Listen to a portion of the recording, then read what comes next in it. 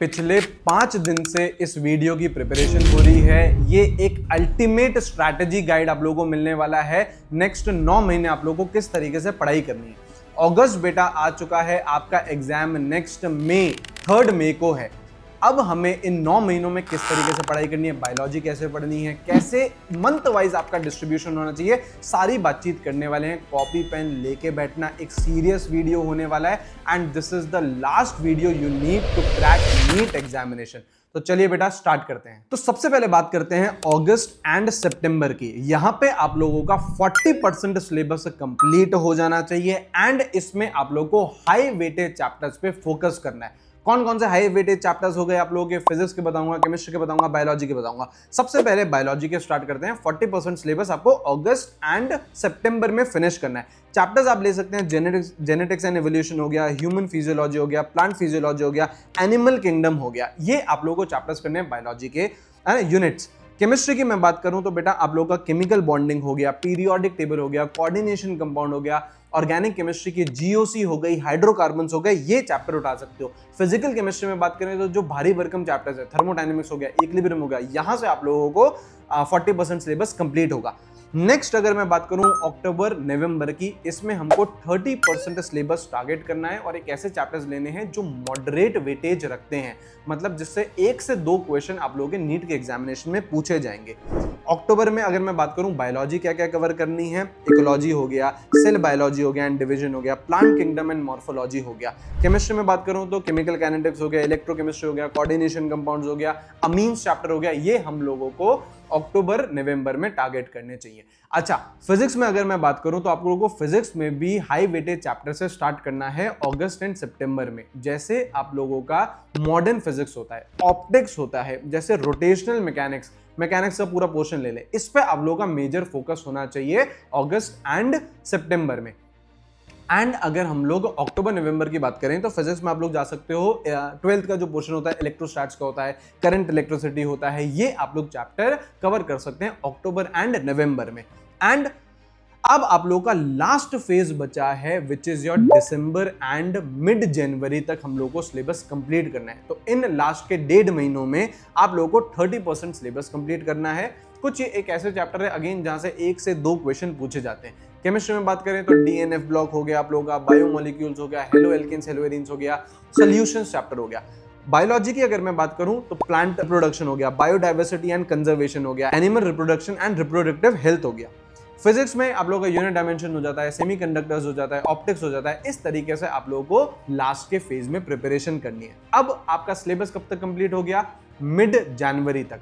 अब हमें क्या करना है, जो लास्ट के 3.5 महीने बचे हैं, मिड जनवरी से लेके अप्रैल तक आपके मल्टीपल रिविजन्स होने चाहिए, आपको बहुत सारे मॉक टेस्ट देने हैं, आपको लेवल अप क्वेश्चन प्रैक्टिस करनी है।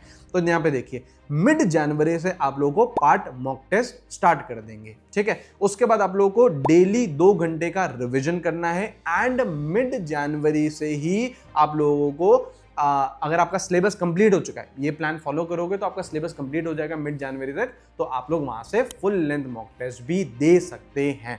अब आपकी पूरी प्रिपरेशन में मैं बातचीत करूं तो यार बच्चा ये पूछता है कि सर कैसे मैं ये समझूं कि मेरा बायोलॉजी का चैप्टर 100% हो गया, मैं कैसे समझूं कि मेरे को ये केमिस्ट्री का चैप्टर 100% आ गया।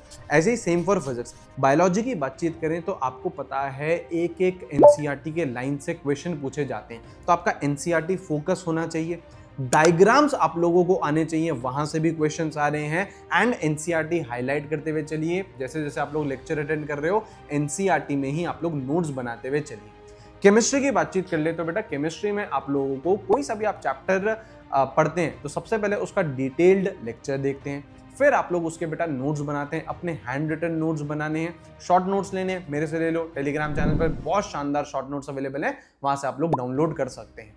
आप लोगों ने लेक्चर देख लिया, नोट्स बना लिए, उसके बाद उसकी क्वेश्चन प्रैक्टिस करेंगे। हर चैप्टर के मिनिमम आपको 150 से ऊपर क्वेश्चन करने हैं and same goes for physics. Physics में भी आपको बेटा इन डेप्थ स्टडी करनी है। नीट 2025 का अगर हम पेपर देखें तो बेटा फिजिक्स का सबसे ज्यादा डिफिकल्ट पेपर आया, हिस्ट्री में सबसे ज्यादा डिफिकल्ट पेपर आया, जेईई एडवांस लेवल तक का आया।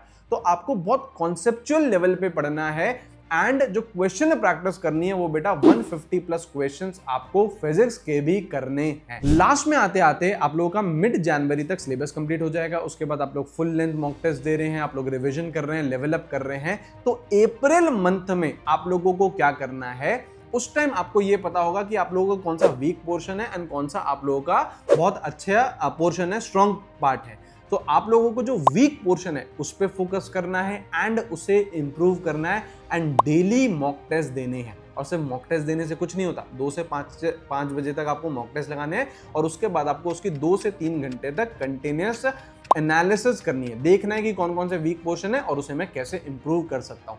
अगस्त आ चुका है बेटा, नेक्स्ट मई में आप लोगों का एग्जाम है। अगर आपने ढंग से पढ़ाई कर ली, ये स्ट्रैटेजी प्रॉपर्ली फॉलो कर ली फॉर नेक्स्ट 9 महीने, मैं आपको गारंटी देता हूं कि आपका सिलेक्शन होगा। लेकिन ये कंसिस्टेंसी के साथ फॉलो करनी पड़ेगी। ऐसा नहीं कि जोश जगह 15 दिन हमने लगातार पढ़ाई करी फिर हमने 15 दिन नहीं पढ़ी, इस तरीके से किसी का भी आज तक सिलेक्शन नहीं हुआ है। अगर आप लोग रेडी हो सिलेक्शन के लिए, अगर आप लोग रेडी हो कि अपने ड्रीम मेडिकल कॉलेज में हमें नेक्स्ट ईयर जाना है, तो मुझे कमेंट करके जरूर बताइएगा, अपना नाम लिखिएगा और आगे डॉक्टर जरूर लगाना एंड जरूर मुझे बताना कि आपको डॉक्टर क्यों बनना है। तो इस पर्टिकुलर वीडियो में बेटा इतना ही। आई होप आप लोगों को ये स्ट्रैटेजी अच्छी लगी होगी। आई होप आप लोग इसको अच्छे से इंप्लीमेंट करोगे। लाइक कर देना बेटा वीडियो को, चैनल को बेटा सब्सक्राइब कर लेना। ऐसा बहुत अमेजिंग कंटेंट यहाँ पे आप लोगों को मिलने वाला है। मैं मिलूंगा आप लोगों को नेक्स्ट वीडियो में। Till then take care, bye bye.